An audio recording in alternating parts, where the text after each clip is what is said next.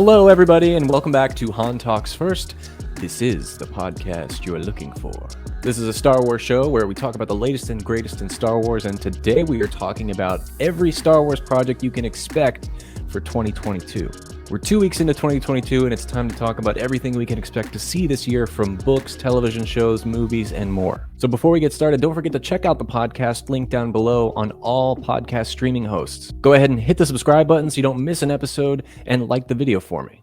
And the first one we're talking about, which you're all probably well aware of, is, of course, the book of Boba Fett, which has now released its third chapter and is on Disney+. It's only 8 episodes long, but there are rumors that there will be a second season coming next year, but we'll have to wait until we find out more information about it. I am a fan of the show. I'm not as thrilled of it as I was with The Mandalorian or any of the movies, but it's okay. Boba Fett is such a legacy, iconic character to Star Wars. I think some choices they've made, only 3 episodes in, is kind of out of character, but I'm still giving them the benefit of the doubt, and we'll see what these last 5 episodes bring to the table.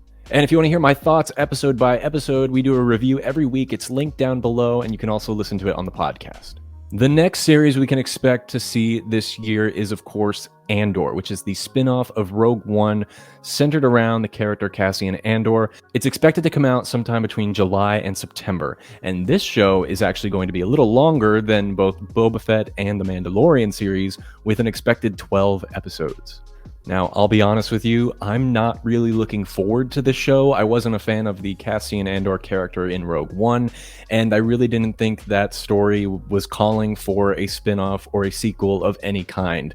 We do know that this is going to take place before Rogue One for obvious reasons. I assume it will explore a little bit more about the rise of the rebellion through Cassian Andor's eyes of a young child. The Rogue One movie has had a history of complicated production issues, and so far we haven't heard any coming from the TV show yet, so I think it's smooth sailing. I just really hope the story is there. One of the reasons that I do have hope for the show is it's being showrun by Tony Gilroy, who is the uncredited director who came in and finished the work on the Rogue One movie after they were having issues with Gareth Edwards. But the one big interesting thing about it is this one is 12 episodes, and I'm wondering what made them give the green light for so many episodes for an Andor series instead of something like Boba Fett. Boba Fett being a little bit more popularized of a character and no one really asking for an Andor series. But hey, a lot of people are excited for it, so we'll see what happens when it comes out. And then coming out August 18th, for all of you Star Wars animated fans out there, we of course are getting the Bad Batch Season 2. I'll be honest with you, I'm neither excited nor disappointed about this news because I started the Bad Batch Season 1 and I kind of lost interest about 6 episodes in. Now, I'm not saying it's a bad show, I'm just saying I didn't finish it. I thought the first episode, its pilot, which was kind of like a standalone movie, was rather good and some of the better animation I've seen from Star Wars. But hey, with Dave Filoni at the helm, he's a great storyteller, and his animation is beloved by Star Wars fans, so I think a lot of people will be excited about it. Okay, next up, we're going to talk about Obi-Wan Kenobi. Now, this is the series that I am most anticipated, not just as a Star Wars fan, but as a television fan in general. Thank you to the powers that be who brought this show to life. Thank you. Confirmed to be only 6 episodes long, which I'll be honest, is a little sad, because I want as much Obi-Wan as I can get. We actually don't know its release date. Now, it is speculated for May because they have finished shooting Obi-Wan Kenobi. And we do know it's going to release on a Wednesday due to Disney Plus's new streaming release platform. And hey, wouldn't it be a really nice surprise if we got the Obi-Wan Kenobi series releasing on May the 4th?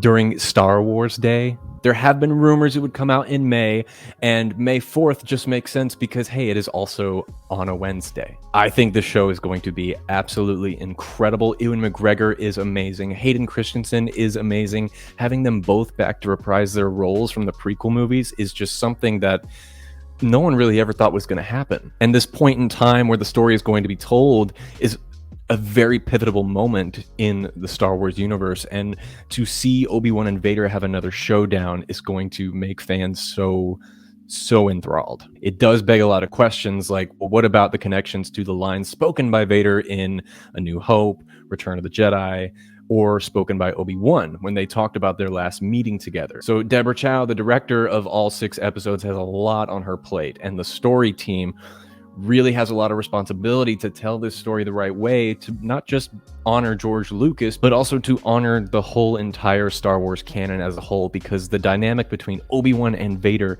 is extremely significant to the Skywalker saga. So I can't wait for the show. It's my most anticipated. In the comment section, you guys tell me what is your most anticipated Star Wars project. But there's still more to talk about. The next one being Lego. So Lego is not only releasing a video game this year, but they are also going to be releasing a new TV special movie. The game itself is scheduled to come out April 2nd.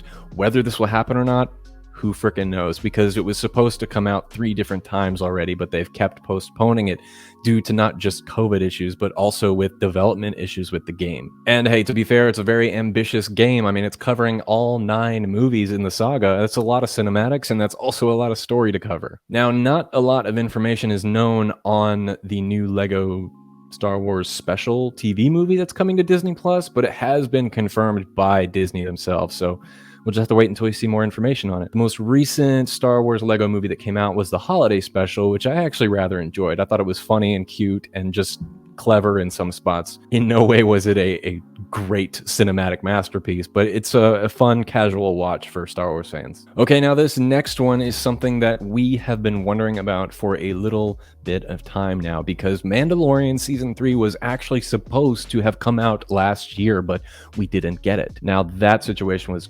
obviously due to COVID-19 and the pandemic and all these new protocols and lockdown and things like that. But they have started shooting last year in October, and they're getting close to wrapping up filming currently. So we should expect to see this potentially around the month of August this year. And just like its previous 2 seasons, this will be 8 episodes long. I am very curious to see where this story is going to go, because after the events of the finale of season 2, where Luke Skywalker takes Grogu away, I start to wonder, well, where else can we go? Because Grogu getting back to his people was a very significant plot element and kind of covered the full story of Mando at the time. Now, of course, they could be going into things like recovering Mandalore and Din Djarin having to fight Bo-Katan for the Darksaber, things of honor and fights for the throne. But either way, hey, I'm really looking forward to it. I think The Mandalorian, one thing that's really great about the show is every episode gets significantly better, which is hard to do when you're working in this environment, which they use called the volume, which is new technology. And they just seem to keep getting a grip of it and finding new ways to make great content. Now, again, the August release date is just speculation on my part.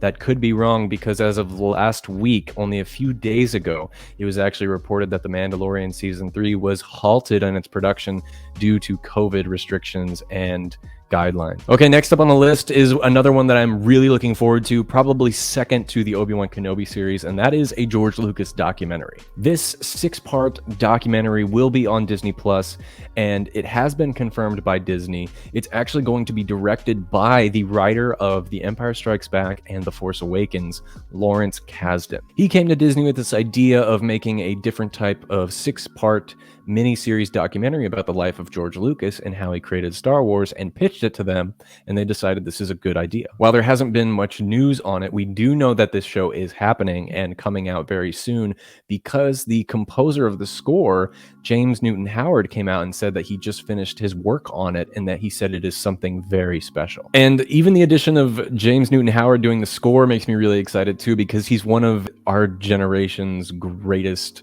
composers for film. He's done things like the Dark Knight trilogy. He's done work on the Hunger Games. He's also done work on Space Jam, the original one, The Interpreter, and the list goes on and on and on. He's a very famous composer. The next thing that's coming out this year is a pretty obvious one and really not worth talking about, but it is the Gallery series on Disney Plus. That is the behind-the-scenes featurettes of the work they do on the Star Wars television series. And of course, we're going to get one this year after Boba Fett completes its run sometime in February and March, which will be a 4-episode behind the scenes of the work made on the Book of Boba Fett. And the last couple things I want to mention today that are coming out this year is just a couple of novels for any of you who like the Star Wars books out there. And the first one, of course, is Queen's Hope, which is written by E.K. Johnson. And he's done previous Star Wars novels in the past. He's a very popular writer that people love. This is a young adult novel that is expected to come out on April 5th. And the basic story is about Padme during the Clone Wars adjusting to becoming a senator. And there's also a side story about one of her handmaidens named Sabe, who takes over as a senator on a secret mission. And in the background, of course, it has a storyline featuring Palpatine hovering in the background, doing machinations on the government, controlling his way to power. And the last novel that people are hyped for to come out this year is Brotherhood by Mike Chen. This is a regular novel that is expected to come out on May 10th. I know that the picture here is wrong, but it's not April 5th. Actually, May 10th is when this comes out. And this one, of course, is just a bonding book about Obi-Wan and Anakin during the events of the Clone Wars, picking up right after the Battle of Geonosis. And finally, one thing I just want to mention randomly is they're doing a re-release box set of the Thrawn Trilogy by Timothy Zahn, which are some of my favorite books of Star Wars. We don't have a photo of what this box set is going to look like yet, but I can imagine it's going to look really cool since Thrawn is getting even more popular with time. And that is it, everybody. That's all the stuff we can expect to see come out this year in 2022, at least things that have been confirmed by Disney and Lucasfilm. But who knows, we might see more special announcements or surprises to come during Star Wars Celebration later this year, or maybe they'll have cool things planned on May the 4th. And if stuff comes out, you know where to find the news. We cover everything here every week on Han Talks First. Consider subscribing. Check out the podcast. We do tons of other great topics. And until next time, my friends, somehow, some way, somewhere this week, may the Force be with you. So who talks first? You talk first? I talk first.